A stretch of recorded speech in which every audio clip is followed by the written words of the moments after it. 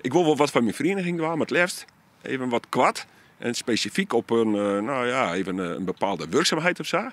Maar waar ik vrijwilligerswerk op het gebied te doen van bijvoorbeeld het geld, de financiën of administratieve of wat meer taken waar wat meer wet en regeljouwing omheen zit. En daar zorgen we wel dat de mensen dat meer en meer net onder waren. Bij de voetbalclub in Burgum gaat dat nog goed. Daar is van de morgen een hele groep vrijwilligers in het spier.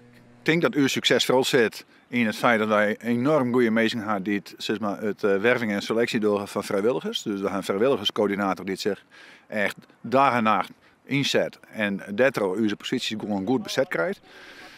Wat bij ons ook heel belangrijk is dat wij heel veel aandacht hebben voor het positief waarderen van de inzet van vrijwilligers. Om vat te komen dat clubs uiteindelijk geen bestuursleden meer hebben en omvallen, denkt Sport Friesland na over een vrij radicale stap. Het oernemen van primaire taken van verenigingen. Bijvoorbeeld de financiën of een ledenadministratie of dat soort van dingen tekst. Dat op waarde houden, dat kan best complex zijn. Ja, wij hadden de systemen eens wel om dat te doen.